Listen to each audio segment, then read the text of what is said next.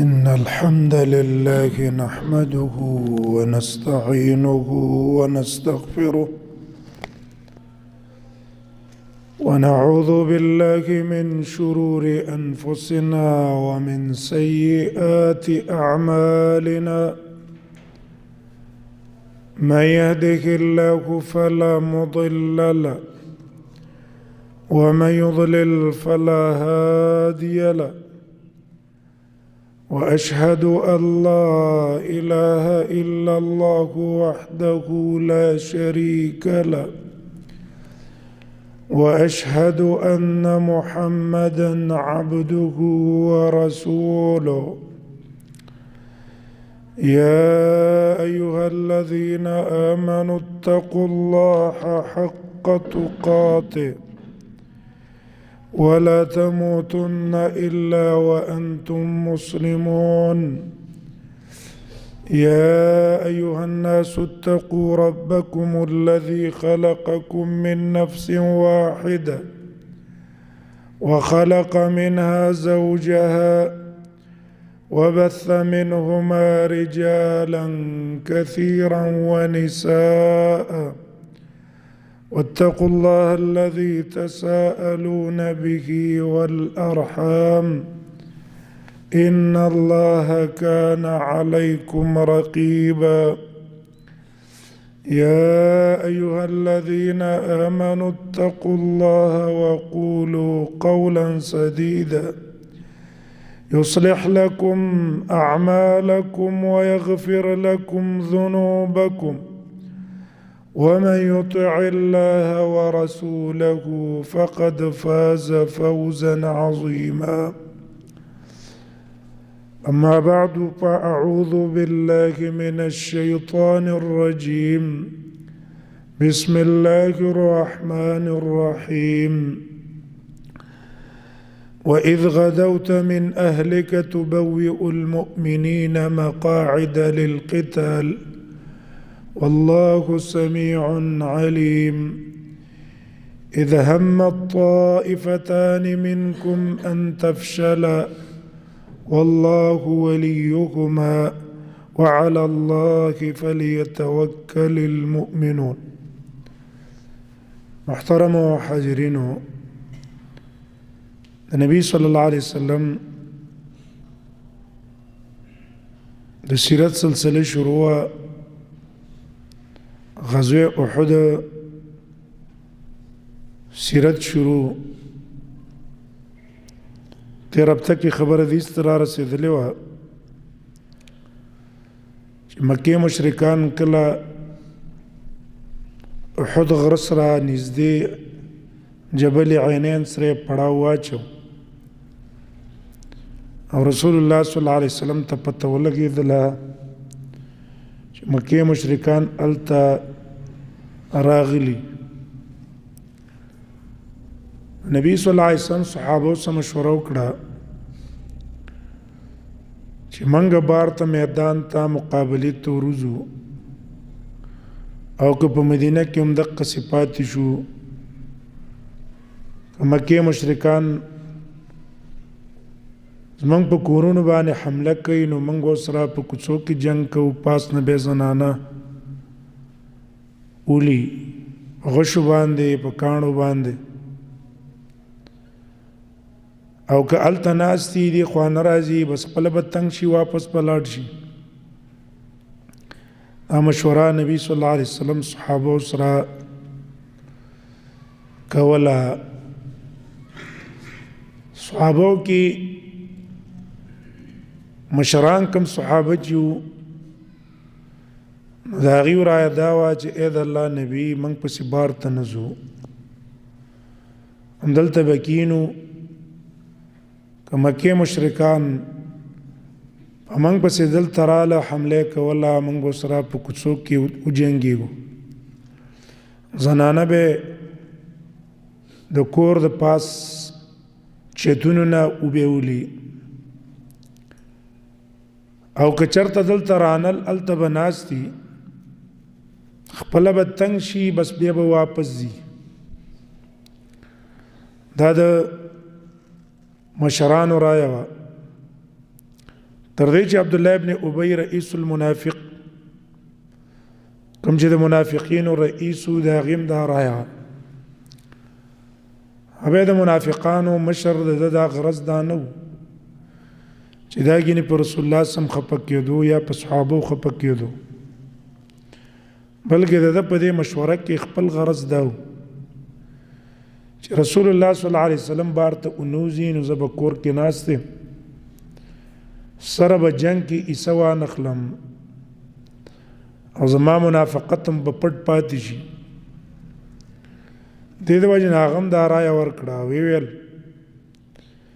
چې په زمانه د جاهلیت کې د اسلام نه مخکې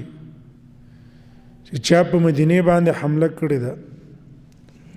او منګه د هغې مقابلې ته وروتلي نو موږ ته تکلیف او مصیبت را رسېدلی او موږ چې کله په خپل ځای کې ناستې بار ته نه وتلي نو مکې هغه دشمنان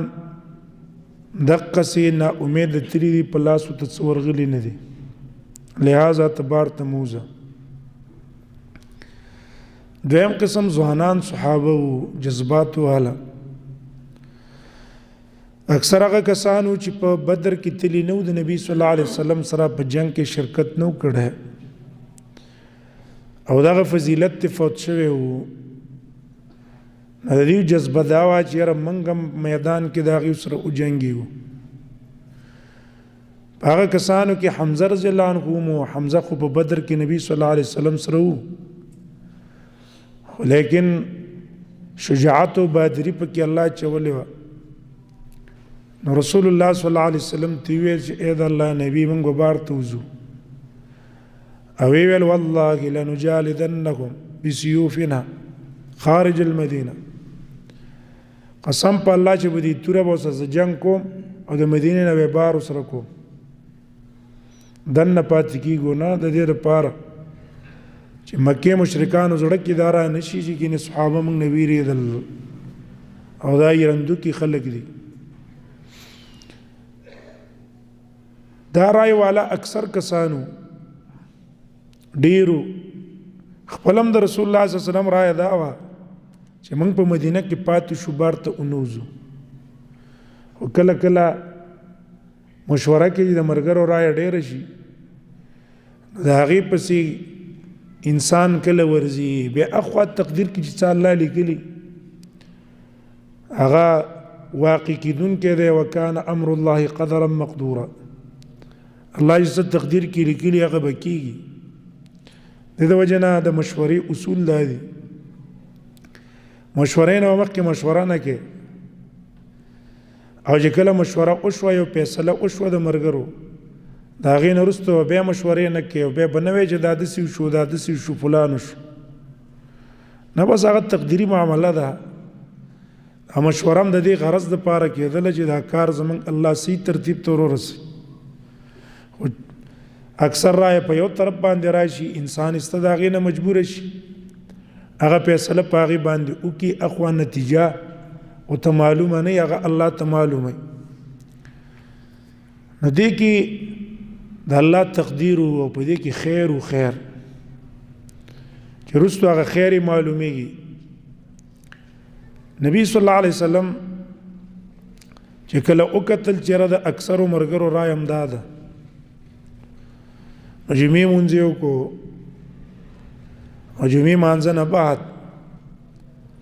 نبی صلی الله علیه وسلم د صحابو سره بیا لږه مشوره وکړه او د هغې نه وروستو نبی صلی الله علیه وسلم چې څنګه مازدیګر مونځ وکړو کور ته ننوتو ابوبکر صدیق هم ورسره ننوتلو عمر هم ورسره ننوتلو نبی صلی الله علیه وسلم زغره هم واچوله د یو په ځای باندې ډبلې زغرې واچولې او نبی صلی الله علیه وسلم خپل پټکی هم وتړلو خپل تورې هم راواغستله رسول الله صلی الله علیه وسلم د الله نبی دی په الله اعلی توکل دی د هغه نه څوک په توکل کې مخکې کېدی نه شي خو اسباب استعمال کړي دي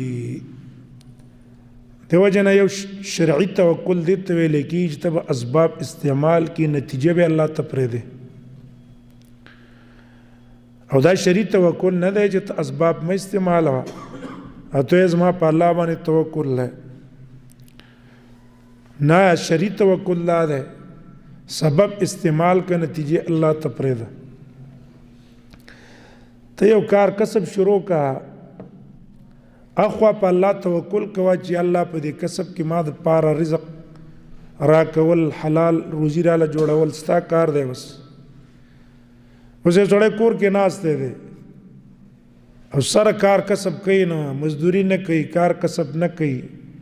بل څه تجارت نه کوي فکر سوچ دا غې نشته بس وی چېرې په الله مې توکل دی چې الله یې راله راکوي بس راوې کی نه دا شریعت مونږ ته نه دی ویلي شریعت د هغې اسباب ویلي دي یو تن دی واده نه کوي ښځه نه کوي او یاره چې الله راله بچي لیکلي بس بچي به راله راکړي که تقدیر کې بچي نه وي ټیک د الله تعالی بچي لیکلي دي خو د هغې دپاره خپل اسباب مستعمل کړي ته کوشش وکړه واده وکړه ښځه کې واده وکړه د هغې نه وروسته بیا نتیجه الله ته وسپاره الله به تعالی بیا بچي به دله درکړي بیا د الله نه وغواړه چې الله دا زما اسباب و نور اخوا اثر پیدا کول ستا کار دی دې وجې نه هغه ته بیا توجه الله ته کې کار کسب هم ځان له پیدا کا یو معمولی کار روان کا او الله ته ووایه چې الله دا زما اسباب ما اختیار کړه نور اخوا دا چلول په دې کې مال رزق را کول او زما حاجت ختمول یا الله دا ستا کار دی په هغه باندې توکل وکړه یو صحابي راغی نبی صلی الله علیه وسلم ته وویله وی اې د الله نبی زه دا اوښه وتړم پیرستو په الله توکل وکړم چې په الله مې توکل دی د اوښ حفاظت به راته کوي او که نه دا اوښ داسې پرېږدم بیا توکل په الله وکړم نبی صلی الله علیه وسلم ورته وویل قید وتوکل اول یې ته وتړه بیا د هغې نه وروسته په الله توکل وکړه چې یا الله ما د خپل اسباب اختیار که نور مې په تا باندې توکل دی اسباب په استعمال یمن نه بعضې کسانو حج له به راتله ځان سره به یې نفقه او خرچه به یې نه راوړله چا به ورته ویل دا خرچه او نفقه ځان څه ولې نه وړئ وبه ویل چې یاره منګه د الله ملمانه یې ونحن المتوکلون او په الله هم توکل دی الله به رزق راکوي که نه حرم ته به چې راله نو الله به پرې لږ امتحان به پرې راوستله لږه ولږه به پرې راله بیا به د خلکو نه سوالونه کول چې موږ له څه راکوي الله د آیاتونه نازل کړ وتزودوا فإن خیر الزاد التقوى ځان څه توښه وړئ هغې نه وروستو بیا په الله توکل کوئ که نه ټیک دا موږ د الله ملمانۍ خو دا کوم خوراک څښاک چې موږ له راکړی دا هم د الله دی الله موږ له راکړی دی د هغه راکړه ده موږ استعمالو دا ټول شي نه د الله دي زموږ سره نو دې وجه نه اسباب به سړی استعمالی بیا به وروستو توکل کوي په الله باندې رسول الله صلی الله علیه وسلم هم دوه زغرې واچولې ظاهره یو زغره واچوله د هغې د پاسې بله واچوله دا زغره به د اوسپنې کمیس به و د دې دپاره چې یاره توري ګزار یا د غشي ګزار لګېږي په انسان باندې نه سر باندې خود په سر کړی دی پته د مکه کې والا راس المخبر سر باندې د اوسپنې ټوپۍ ایښې وه چېرته د غشي ګزار را باندې را نشي د توري ګزار را باندې ونشي اسباب استعمال کړي دی وجه موږ تاسو هم اسباب استعمالو نتیجه به الله ته پرېږدو هم بعضې کسان هغې وایي چې توکل دې ته وایي چې اسباب مې استعمالوه او په الله اعتماد کوه نو دا قسم توکل شرعي نه دی داسې د بعضې پیرانو توکل دی د شرع سره موافق دا نه دی د دې وجې نه بعض علما وایي که څوک کوئی توکل دې ته وایي چې اسباب باندې استعمالی وي دا خو په رسول الله باندې اعتراض دی چې رسول الله صلی الله علیه وسلم کې توکل په الله نه دی کړی ځکه هغه اسباب استعمال کړي رسول الله صلی الله علیه وسلم چې زغره واچوله دننه ننوتلو. په دې مجلس کې چې کوم مشران صحابه وو، سعد ابن معاذ، اسید ابن حذیر، نور مشران صحابه دي، نورو کسانو ته ویل چې ګوره رسول الله صلی الله علیه وسلم تاسو مجبور کړو په دې باندې چې جنگ ته بار ته وباسي. رسول الله صلی الله علیه وسلم تاسو خپل رائے تفریقه وي، هغه د الله رسول له الله تربیت کوي،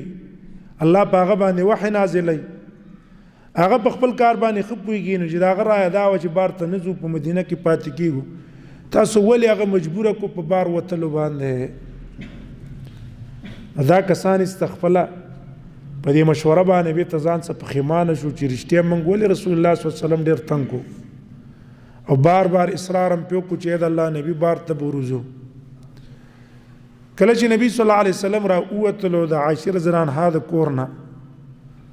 ځان تیار کړو جنگ ته، نو دې کسانو تیل اې د الله نبی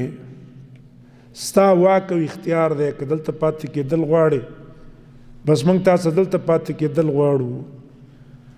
رسول الله صلی الله علیه وسلم تو فرمایل ما کان لنبی ما ينبغي للنبي اذا لبس لامته، نبی له دا کېدې نشي چې هغه کله زغره واچي تور راوالي د جنگ په نیت او ځان تیار کی او بیا د ازغره کی دي ترڅو پورې چې د دشمن په منځ کې الله فیصله نه کړي. اوس بخامه قازو او جنگ لازمن پاتې کېدل وشته دی، نه ولی فیصله چې وشو بس به په فیصله باندې عمل وکړي، اخوا نتیجه به الله ته ورسپاري. ها په دې کې خیر ولکه رستو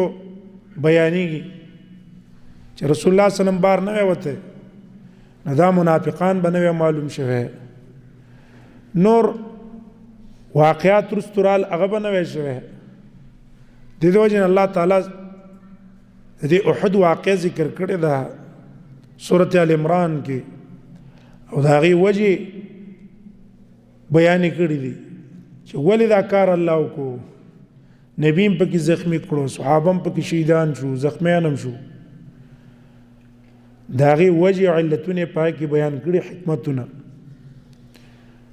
رسول الله صلی الله علیه وسلم روان شو، کله چې شیخین مقام التوي التورسیدلو، نو رسول الله صلی الله علیه وسلم باغزی کې د خپل لخرې او قتلو چې کم کسان د نبی صلی الله علیه وسلم جهاد ته وتل. نبی صلی الله علیه وسلم طریقه دا و چې اعلان د جهاد به وکړو چې مدینه نه بار ته وتلو، دا غینه به رستو چې کوم صحابه سره په هغه به نظر واچو چې کوم به قابل د جنگو نبی صلی الله علیه وسلم بزان سپری قستو، او چې څوک به ماشومان به قابل د جنگ به نو رسول الله صلی الله علیه وسلم به د قزینه واپس کړه، ځکه ماشوم باندې jihad شته دی نه او کلاړ شي نو بیا په ځای د دې چې تاسو سره تعاون وکړي ته بیا د هغه حفاظت کې چې دا ته کافر څونه وي تکلیف تورونه رسي یا ډېر سپینګیره دی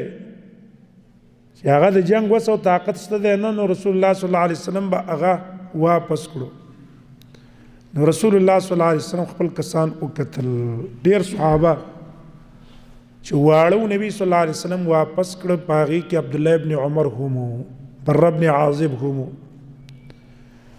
عبد الله ابن عمر رضی الله عنه وی استذکرت یوم احد، یو احد کې زه د 14 کالو ما نبی صلی الله علیه وسلم سره اوتلم د مدینې نه په نیت د جنگ باندې، رسول الله صلی الله علیه وسلم ماته ویل ته ماشومې زه واپس کړم. بیا په خندق کې چې رسول الله صلی الله علیه وسلم jihad تتللو، نو زه د نبی صلی الله علیه وسلم سره په جنگ کې شوم، د 15 کالو رسول الله صلی الله علیه وسلم اجازه راکړه،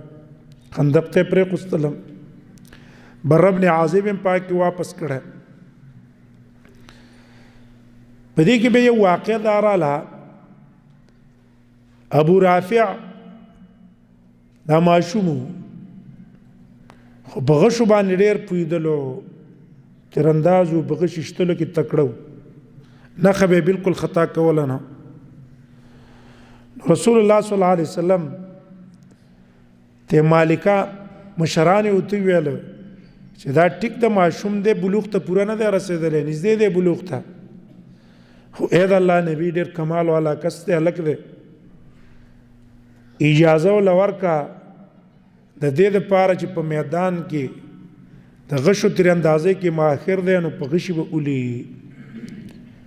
است رسول الله صلی الله علیه وسلم هغه ته اجازه ورکړه. د دې هنر د وجه نه کله کله الله د هنر او د علم او د کمال د وجه نه سړی مخکې کوي، اگر که عمر یې کمی.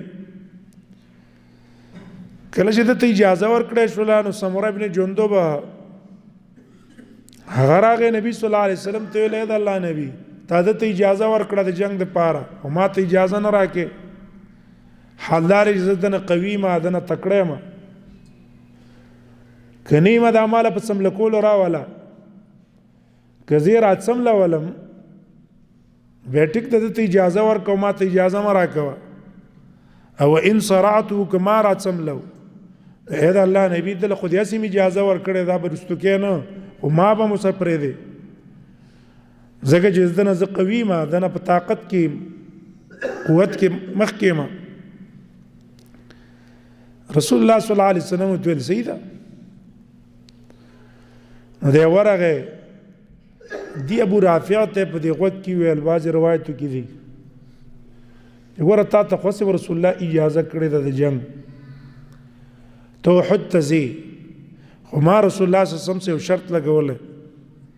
که دا مې راڅمله ما ته هم اجازه کې،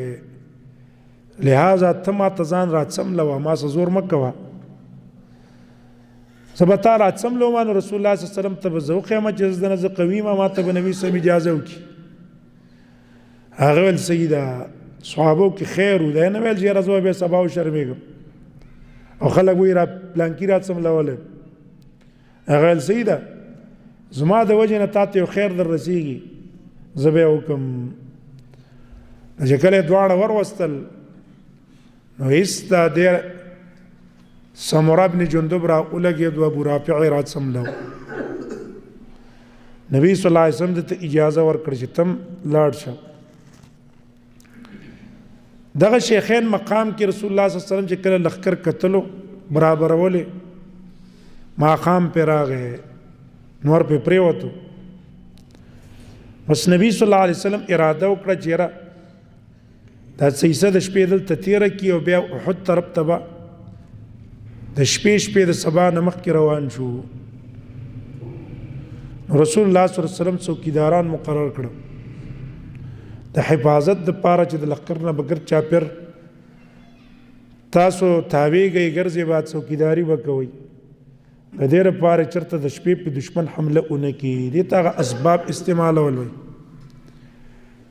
مخکې تېر شو موږ تاسو به اسباب استعمالو نتیجه به الله ته پرېږدو، ظاهر کې به سبب استعمال کو او په الله به نور بیا توکل کو نتیجه به هغه ته پرېږدو. دې وایي دا څوکیداري د پاره کس ودرول دا هم یو شرعي امر دی. نو رسول الله صلی الله علیه وسلم 50 کسان مقرر کړه. د رسول الله صلی الله علیه وسلم څخه خصوصي مخکې تیر شو اسید ابن حزیر و سعد ابن معاذ و سعد ابن عباده او نارنګ حمزه و چې کله دوی د مدینې نه وتل نو دیم ځان څه زغرې اچولې وې، خو حمزه رضی الله عنه چې هغه دقسې ووتلو په غیر د زغرې نه زغره واچوله نه کوم اسباب را واغسته، صرف تورې ځان څه واغستله چې زه میدان کې هم دقسې جنګېږم، ظاهري د اسباب هم نه استعمالو. دې ته ویل کېږي هغه اعلی شجاعت و بادري. نو دا کسان د رسول الله صلی الله علیه وسلم سره وو. کله چې د شپې اخر حصه شوه سبا را ختونه مخکې رسول الله صلی الله علیه وسلم یو صحابي ته ویل چې تاسو کې داسې څوک شته چې منګه داسې لاره باندې بوځي چې مکې مشرکانو په موږ نظر ونه لګېږي، د دې لپاره چې زموږ تعداد دا ورته معلوم نشي، ځکه دشمن ته به خپل قوت او تعداد هغه به نه ښکاره کړي، پټ به ته ساته اسلحه ته زموږ معلومه نشي زموږ قوت او طاقت ته معلوم نشي چې را باندې زړور نشي ځکه دیو چې د مدینې نه وتل سره د منافقانو ټولو نه زر کسانو نو په دې لاره بمبوزي چې هغه مکه مشرکانو په نظر منګران شو ازمن قوت او طاقت او تغو ته معلوم نشي د دې وجه دا حکومتونو والا یا عام کسان هغه جاسوسان مقرر کړي جاسوس هم دې لپاره مقرر کړي چې دا هغه قوت او طاقت او هغه ارادي هغه تورخی چې د غرض دی دا کوي دونه قوت ته دونه طاقت ته نو کله چې انسانان سنجیده خپل قوت او طاقت چاته نه کار کوي نو په دې کې یو بنو حارثه یو کسو هغه تویل اې د الله نبی زبر په لنډ لار باندې بوزم دې پټو پټو په باغونو کې با دنه باندې احد طرف ته بوزم مشرکانو ته پته اون لګيږي لکه مکه مشرکان جبل عینین په غزیناستو د لاندې اوس خو بادانه ټولې شي او په وخت کې دا خړو لاندې او پټیو باغونه پټ پټ بلاړ شو نه هغه ته پته اون لګيږي نو دی ویل سیدا چې کله روان شو په دې لارا نو په دې باغونو په پټو کې اور وسته په دې کې یو منافق و د منافقانو نه قیزی او تویرو هغه ته چې پته ولګی دا چې رسول الله زما په پټو زما په باغ باندې را روان دی نو را ولګېدلو نبی صلی الله علیه وسلم ته ویله کته د الله رسولي زتا ته دا حلال نه ګڼم چې زما ته په باغ یا زما په پټي باندې راشي اوی ویل چې ته د الله نبی نور ته وی چیرې د پردی په پټو په باغونو کې مدخ کېږي او تاسو ما په باغ کې ځئ ستر ګوډوندو خاورې راواغستله په موټي کې قسم په الله کماته دا پته ولګي چې راز د خاور پر رسول الله په دې سر باندې ورغورځوم او باغ باندې لګيږي زبر د موټي خاور په سورولم چې رسول الله صلی الله علیه وسلم باندې ولګي خپل خباثت او منافقت غیر کار کو په دې کې اسید ابن حذیر په سیورغه په دې سر باندې او زخمی کو به اراده و چې مړی کې رسول الله صلی الله علیه وسلم وتولنا دا یو انسان دی الاعمى اعمى القلب والبصر الله ول سترګې مړندې کړې دي زړه مول الله ډون کړی دی ایز حقیقت نه خبر نه دی پرې دی دا ها رسول الله صلی الله علیه وسلم تله ضرورت په بنا کله کله ستا ضرورت حاجت په یو تن په پټی باندې ورتک داغې نه خلاصې نه چې لاړ نشي ته بغټ نقصان کې پرې وځي به د ضرورت په بنا باندې سړی د چا په پټی یا په پوله باندې ورتلی شي دته ضرورت ویل کې ضرورت تبع المحظورات قاعده ده دلته رسول الله صلی الله علیه وسلم غرض دا چې رب مشرکانو ته زمون قوت پته ونه لګي عدد ته معلوم نشي چې راګینه دا خو اله زر کسان دي یا لک کسان دي نو دی وجه رسول الله صلی الله علیه وسلم په دې پټی کې لاړ است صحابت من شو چې او تو نو ول پرې قست نو کله چې لاړ شوت مقام ته وی وڅ د مجنبین حد تزی په لار کې د ازي راځي د غټ روډ باندې دلته جمعه تم ده شوت دیزی ته چې رسول الله صلی الله علیه وسلم ورسېدو او د څه زی شو چې د مشرکانو نظر باندې دازې لګېدلو هغه نظر په باندې راتلو دازې دیزه کې عبد الله ابن ابي رئيس المنافقين د منافقانو مشرو هغه ست سرکشي وکړه سره د 300 کسانو نه او ویل چې علامه نقتل ول من ځان وجنو دی پیغمبر زمون خبره ونه منله د لکانو د ځوانانو خبره ومنله چې بار ته ځو موږ ته ویل مزه زمونږ یې ونه منله نو زمونږ کار څه دی چې موږ ځان وژنو نو دیم را واپس شو 300 کسان د ده نور شو کم چې منافقانو شک والو ایمان زړه کې صحیح نه و خو هسې د رسول الله صلی الله علیه وسلم نه د بچ کېدو او د مسلمانانو د پیدې حاصلولو په بنا باندې ځان په اسلام کې داخل کړو دا کسان د دسرا را واپس کېده جابر رضی الله عنه پلارو او په دې احد کې شهید شو کرامت کې راځي وای کله چې احد جنگ شو نو جابر ویل پلار ته ویل چې ای پلار زه به دې جنگ له لاړ شم زوی ورته ویل چې نه بچیا زه به ځم ته به پاتې کېږې خو دا جابر وایي زه د ماخوستن نه رسول الله صلی الله علیه وسلم یې ورته ویل ما ته ویل چې ته مه ځه بس پرېږده چې دا پلار دې لاړ شي وایي د ماخوستن نه زه د پلار راوغوښتلم ما ته ویل بچیا په ټولو انسانانو کې ما ته ډیر محبوب ما ته ډیر نږدې ته پس د رسول الله نه رسول الله د ټول نه راته زیات ګران دی تا نه راته زیات ګران دی د صحابو په زړه کې حقیقتا د رسول الله صلی الله علیه وسلم مینه د هر څه نه زیاته وه ځان یې پرې قربانه و په دې احد کې بس واقعیت مې موږ واورو بچی یې پرې قربانه ول ځان یې پرې قربانه و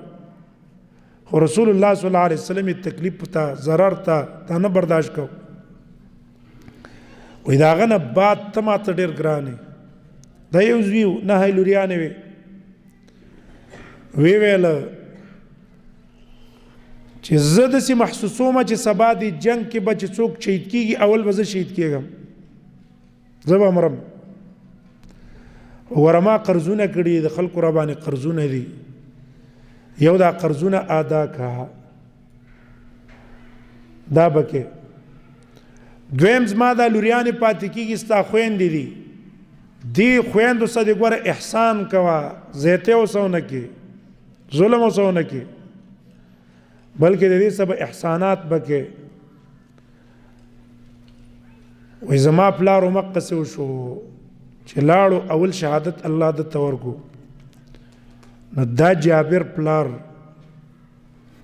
عبد الله ابن حرام یو ته ویلو د ورغه دی عبد الله ابن ابي ته ویلو چې ګوره او داغه مرګرو ته راشي د الله نبی ګوره په دې میدان کې م پرې دی دشمن مقابله ته م پرې دی تعالوا قاتلوا في سبيل الله او ادفعوا راشي یا خو جنگو کې د الله د رضا د پاره چیرې دا jihad دی الله موږ له اجر او ثواب راکړي که اجر او ثواب غم د سره نه او ادفعوا کم از کم غیرت خو لګو کوي چې محمد رسول الله صلی الله علیه وسلم د مدینه دی او موږ سره دی دلته موږ ول زی ور کړی دی او اوس د بار نه مشرکان راځي او پر رسول الله صلی الله علیه وسلم حمله کوي او موږ دې دقه سي پریدو نو کم از کم دا غیرت خو کنه ادفعوا لیکن د دې اثر په اون شو ځکه انسان چې خبيث النفس کنه کاغه ته ارڅونه شری مسلې ول ورکی او که ارڅونه غیرتی خبره متوکي کنه خو هغه خپل نشه د مشرۍ په دماغو کې پرتی چې مان خدا تللی دا ولې زه دې خبره په زم خپل خباست باغ را کار کوي هغه ویل ولې موږ ځان وجنو علامه نقاتل نقتل انفسنا لو نعلم قتالا لاتبعناكم کمن ته پته وي چې دا سی جنگ دی موږ به تاسو سره تللی وی خدا جنگ نه دی سی ځان وجل شر او فساد دی است دی روان شو چې روان شو عبد الله ابن حرام ویل ابعدكم الله زي الله دې تاسو تباکی الله به خپل نبی مدد وکړي تاسو ته ضرورت نه تاسو نه بغیر به دغه تعاون او مدد به الله وکړي او ما غسیو شو رسول الله صلی الله علیه وسلم صلی الله مدد او تعاون کو دا غتره څه محتاج او تنکو وایي الله تاسو تباکی ابعدكم الله سره د 300 کسان نه دا واپس شو. هم به د عبد الله ابن ابي دا کار ولیکو کار دا دی چې دین نتللې د اول نه مدینې نه نتلې مدینې نه اوتلو د نبی صلی الله علیه وسلم سره شپیم بار تیر کړه روانم شو سره خو چې کله شوت مقام ته ورسېدو په دقه ځای کې دی واپس شو سره د خپلو کسانو نه. د ده غرض اصل کې فساد و فساد چې مکې مشرکانو ته دا وروښیي چې ګوره محمد رسول الله صلی الله علیه وسلم سره خپل ملګري متفق نه دي اوس ولاړ نه دي. ګوره دا 300 کسان ته لاړ واپس شو او رسول الله په میدان کې پرېښستو نو مشرکان به نورم د په خلاف باندې زړور بشي چې راشه د څوک ولاړ نه دی قوت او طاقت کې اوس نشته نو نور به پې هغې قوي به پې راشي مضبوط به پې راشي. د دې شر او فساد دپاره دا کار کوو. دویم چې په صحابو کې په خپله تفریقه پیدا شي د دې د وجې نه دا کار کړی. اول کې د دې اثر په 2 قبیلو وشو. بنو حارثه قبیله وه او جابر وایي زمونږ قبیله وه. په دې کې هم څه کسانو اراده وکړه چې عبدالله ابن ابی واپس شو موږ به هم ایسته د میدان نه واپس شو. اذ همت طائفتان منکم ان تفشلا کله چې قصد وکړو 2 ډلو ستاسو نه ان تفشلا چې خپله کمزوري ښکاره کړي هو الله ولیکما الله تعالی د هغې ناصر دی همت ورکوونکی دی. ایسته کلک په میدان کې ودرېده د نبي صلی الله علیه وسلم سره روان شو او د عبدالله ابن ابی سره ملګری نه شو. ولې داسې کس چې کوي که نه په نورو باندې هم شکست غورځوي مرګرو باندې اثر غورځوي بد د هغې هغه ارادې او د هغې همتونه هغه خراب کړي. ته یو کس یو مشوره غواړي او په مشوره کې یو تن ایسته د شر او د فساد خبرې وکړي نو هغه په نورو ټولو کې هم نقصان پیدا کړي که نه یا دغسې یو کار تا روان کړی دی او په داسې ټیم کې د هغه د شر او د فساد کار وکړي نو په نورو باندې اثر هغه غورځوي. نو د غرض دا و دې وجې نه دی په دقه ټیم کې واپس شو. ها مؤمنانو ته الله تعالی آیاتونه راولېږل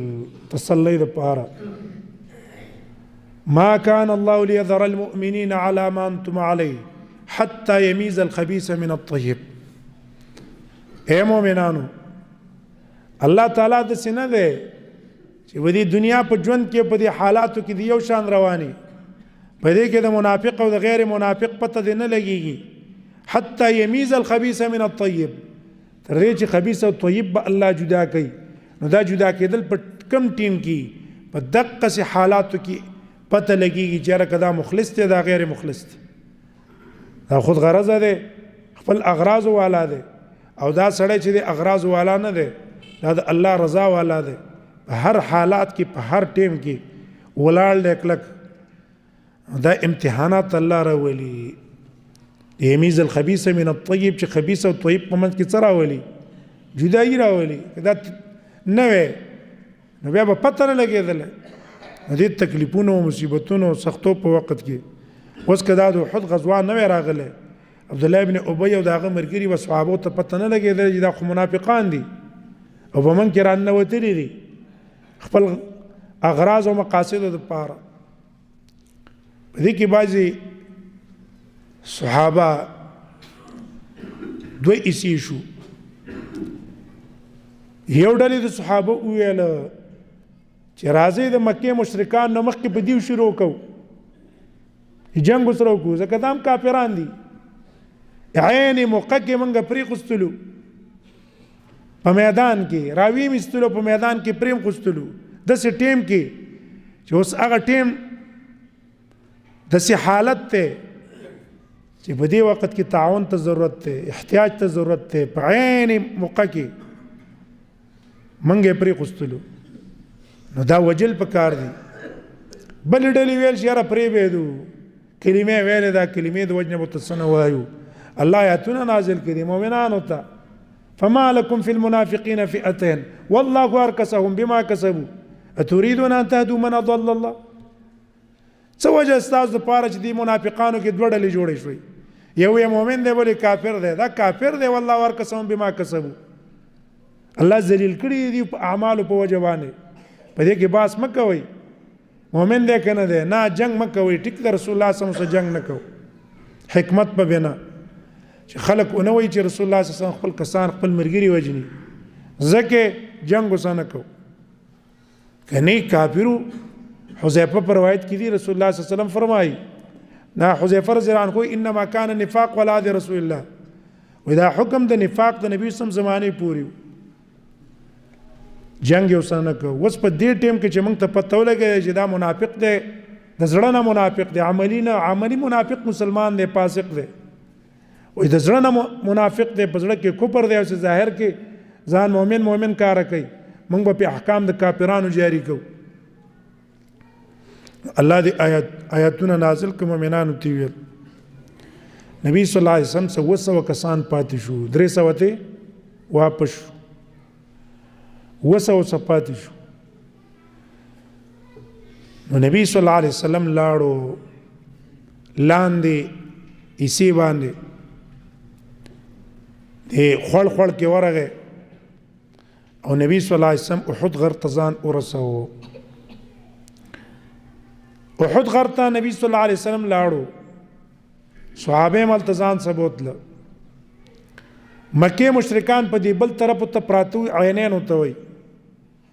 هغه طرفو که احد ته سړی ودرېږي بیت الله ته ګوري عینین په دې طرف باندې راځي. نبی صلی الله علیه وسلم دا احد غر د منتخب کو. ټول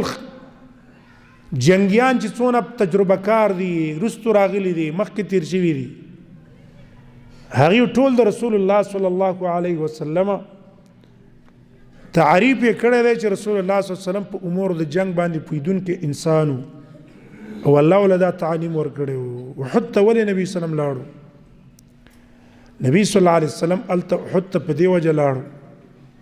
چې یو خو د شا طرف نه محفوظ شي چې مشرکان به په موږ حمله نشي کولی، هغه غر دی هغې راتلی نشي. مخامخ مدینې په نظر باندې وه، هسې نه چې موږ دلته راشو مکې مشرکان په کورونو باندې ورنشي. نبی صلی الله علیه وسلم په هغې نظر ساتلو چې په هغه طرف څوک ورنشي. او دلته دا میدان متو نو په دې میدان کې د مشرکانو سره جنگ کوي، نو مدینه بم ساتي، دا طرف بم ساتي، او مخې ته به کافرانو سره مقابله می. دا د رسول الله صلی الله علیه وسلم هغه ښایسته تدبیر د جنگ. کله چې نبی صلی الله علیه وسلم ورسېدو نو سار منځ یو مکه ځای ته ورساو. اول نبی صلی الله علیه وسلم هلته د سار منځ وکړو، صفونه باندې ودرېدله. په دقه وخت کې صلات خوف لا نو راغلی، صلات خوف رستو راغلی، لکه رستو وایو ان شاء الله نبی صلی الله علیه وسلم نه په خندق کې منځونه څه قضا شوي وو، ځکه لا صلات خوف نزول نو راغلی. نبی صلی الله علیه وسلم د سار منځ وکړو. مانځه نه بعد رسول الله صلی الله علیه وسلم صحابو ته بیان وکړو، وعظ یې وکړو، ترغیب یې ورته ورکړو. تقوا ځان کې پیدا کړئ، صبر ځان کې پیدا کړئ، په میدان کې کلک شئ، الله د نافرمانو نه ځان ساتئ. الله به تاسو سره تعاون او مدد په طاعت باندې کوي، په نافرمانۍ باندې د الله مدد او نصرت به نه ځي. اوږد نبی صلی الله علیه وسلم بیان ورته وکړو. د هغې نه وروستو نبی صلی الله علیه وسلم ترتیب د جنگ هلته جوړ کړو. ترتیب د جنگ کې اول نه چې وتلو نبی صلی الله علیه وسلم انصارو کې دوه ډلې وې، اوس او خزرجو دوه قبیلې وې، هر یو له جدا جدا جنډه ورکړه. اوس قبیلې کې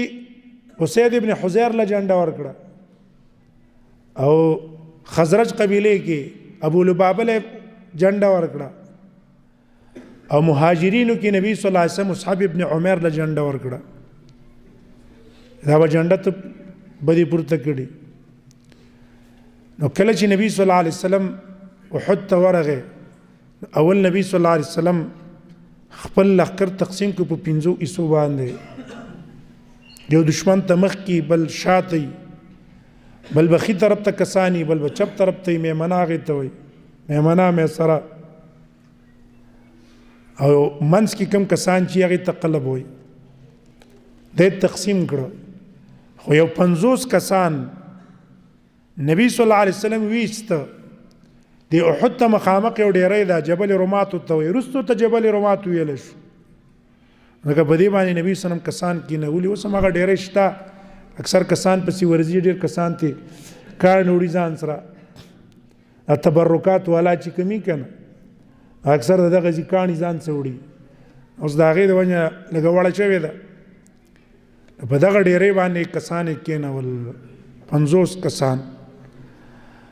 او دی د دې دپاره وکړه چې نبی صلی الله علیه وسلم مشرکان دې طرف ته وو، د قبلې طرف ته مثلا، او نبی صلی الله علیه وسلم ته هغه مشرق طرف ته صفونه جوړ کړه.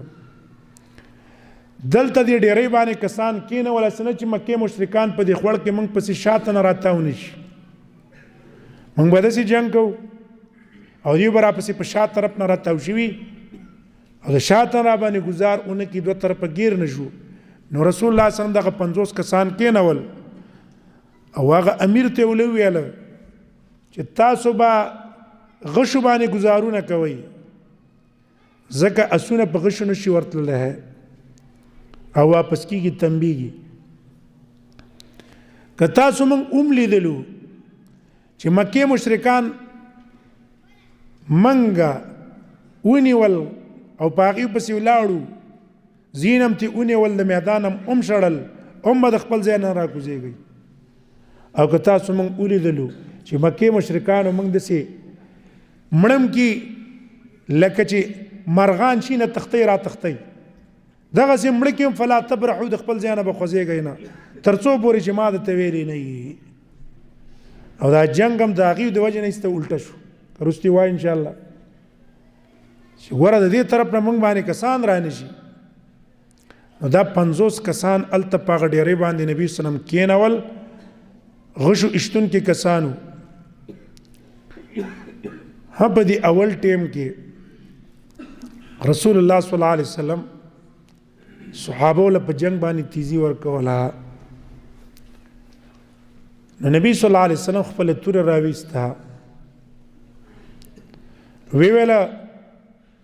دا توره به مانه څوک والي؟ من یاخذ منکم، څوک به واخلي بحقه، چې دې کوم حق دی،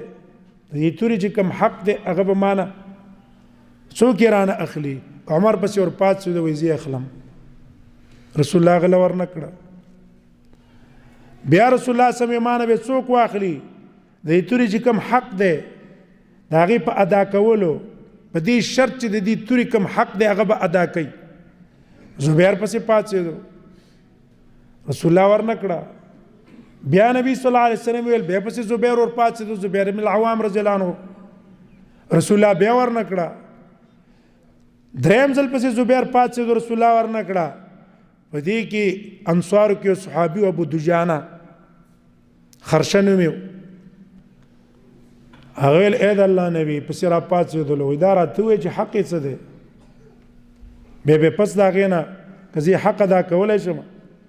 زه بیا د نوالم، او که حق یې نه شم ادا کولی سته به تېر شم. وایي ما حقو، د دې تورې حق څه دی؟ نبی صلی الله علیه وسلم ورته وویله، وایي دشمنان به پې وایي حتی تنحني، ماته کې ماته، تر څو پورې دې ماته کړي په دشمنانو نه نو په قلارې کې به نه. هغه ویل ای د الله نبي بس مالی راکړه، زه په دې شرطونو د ادا کوم. زبیر بن العوام وایي زما زړه ته خفګان راغی چې یاره رسول الله صلی الله علیه وسلم نه 3 ځل ما مطالبه وکړه، ما یې رانه کړه، سره دا زه د ترور زوی یم. او نبی زبیر بن العوام غټه قرباني کړې ده، رستو راځي. او دی ابو دجانه له ورکړه، خو دې کې بس وجه یې څه حکمت به یي. ورېږه زه ګورم چې دا څه حکمت دی چې ما له رانه کړه، ابو دجانه له ورکړه. وی بیا رستو ما ته پته ولګېدله چې رسول الله صلی الله علیه وسلم الله ول علم ورکړی، الله ورسوله اعلم. وی ابو دجانه چې دا توره واغستله د ده عادت ده چې کله په میدان د جنگ کې و نو یو سور پټکی به ورسره سور پټکی به چې کله د سر نه وتړلو نو عامو انصارو به ویل چې دا اوس به جنگ کوي تر مرګه پورې، تر څو پورې ځان مړ کړی نه یا بلې مړ کړی نه دا اوس په قلاره نه کینی. نو د زر هغه پټکی راواغستو په سر یې وتړلو او بیا په دې میدان کې ډېر په یو کبر باندې لاړو، یتبختر ډېر په تکبر او په کبر باندې قدم یې واغستو په دې میدان کې مکې مشرکانو ته خپل زور ښودلو. رسول الله صلی الله علیه وسلم فرمایل وی دا مزل د الله بدی شي مګر په دې جنگ کې د الله خوښ دی، ځکه په دې جنگ کې به کافر ته ځان کمزور نه ښکاره کوي، دشمن ته به ځان قوي ښکاره کوي، کمزوري به ته اختیار به کوي نه چې ستا مخالفي او هغه ته ته کمزوري ښکاره کوي، نه هغه ته خپل قوت او طاقت ته کاره کوه. وی ما وکتل چې کله جنگ به شروع شو او زبیر خبره کو جنگ شروع کېدو ابتدا وروسته وایو خو ده وی ما وکتل په دې کې یو مشرک و په دې جنگ کې چې کله جنگ ګرم شو نو وی چاته به چې وړاندې کېدو ګزار به کو په توره پې زخمي کو به و چې همې کته ابو دجانه دې طرف ته را روان و دې مشرک په طرف را روان و وی ما ویل چې راشه اوس به پته ولګي چې دا کوم ډېر قوي مشرک دی، اوس ابو دجانه ورته راغی څه چل به کېږي، رسول الله چې دا توره ورله ورکړې نو څنګه یې کړې. وایي د مشرک ته را مخامخ شو، مشرک پې ګزار وکړو، ده ته په خپله زغره باندې د هغه ګزار دپه کړو، ابو دجانه پې د پاسه ګزار وکړو، په منځ یې دوه ټوټې کړو، اخوا یې غورځو. وایي ما ویل چې رسول الله صلی الله علیه وسلم چې کومه خبره کړې ده رښتیا ده چې دلې ورکولی مال نه راکوله. کعب رضی الله عنه وایي وایي په دې کې یو بل کافر راووتلو او خلکو ته ویل چې دا مؤمنان وتړئ، داسې ویې تړئ لکه د اوښانو د ګډو غوندې کې د نه خلاص نه شي، قوت کې مو طاقت کې مو اسلحه هم د هغه سره قوي وه. په دې کې ورته ابو دجانه را مخامخ شو. وی ما ویل چې ورګ اوس به څه چل کېږي ځکه دا خو ډېر قوي دی. نو ابو دجانه رضی الله عنه چې دا مشرک ورته راوړاندې شو، ابو دجانه پې ګزار وکړو، د ګزار سه دا مشرک هغه ځای باندې مردار کو. وی مخې پټو، وی ما ته سر کلا کو یا کعب انا ابو دجانه، کعب زه ابو دجانه یم. وی هغه کس یې ویشتلو، وی دې ابو دجانه دونه جنگ یې کو چې دا توره به پڅه شوه په کاڼي به بېرته زر تېره کړه او جنگ یې کو. وی په دې کې یو زنانه وه، هغې به دا زخمیان چې کوم مړي دا به کیري کول. ابو دجانه پې د پاسه راغی، توره پې پورته کړله والی، نو ایسته دې چغې دې زنانه چغې شروع کړې، اواز یې شروع کړو یا لسخر. ایسته ابو دجانه چې وکته چې دا ښځه ده ایسته توره یې بنده کړه. دا هنده وه، وروسته ایمان بیا راوړو، ابو سفیان ښځه وه هنده رضی الله عنها. نو چا یې تپوس وکړو چې دا ولې زبیر ورته ویل نور ورته ویل دا ولې، هغه لا زنانه وه. ما د رسول الله صلی الله علیه وسلم د تورې قدر وکړو چې زنانه په دې رسول الله په تورې نه وام، کمزوری مخلوق دی. دویم چغې وواله یا له سخر څوک وله تعاون له رانغې، ما ویل چېره څوک وله مدد له رانغې، داسې کمزوري خلک د رسول الله په توره نه وام. ها الله هغې له به توفیق د ایمان ورکړی دی، بعضې کارونه الله په هغې پوهېږي که نه. همدغه وروسته مؤمنه شوه، اعلی مؤمنه شوه، هغې هم بیا وروسته ایمان راوړی فتح د مکه کې. نو دا و ابو دجانه. نو رسول الله صلی الله علیه وسلم په اول کې تیزۍ دپاره دا خبره وکړه. بیا د هغې نه وروستو جنگ څنګه شروع شو، نو آینده هفته کې کوم نو ژوندي یو انشاءالله کیفیت او هیئت هغه به بیان کو، بیا ګټه په نقصان باندې څنګه بدله شو، سبب یې څه او څه د هغې نه وروسته وشو انشاءالله تعالی هغه به بیان کو. الله دې موږ تاسو د مرګ نه بعد زموږ روحونه دي صحابه صلی الله یو ځای کړي د نبي صلی الله علیه وسلم انبیا او صحابه او صالحین او په ورځ د قیامت دی الله تعالی موږ تاسو د هغوی سره جنت کې یو ځای کړي الله دې د عذاب د قبر او عذاب د جهنم نه موږ تاسو وساتي او آخر خاتمه دې الله زموږ تاسو په ایمان کې بارك الله لي ولكم في القرآن العظيم ونفعني وإياكم بالآيات والذكر الحكيم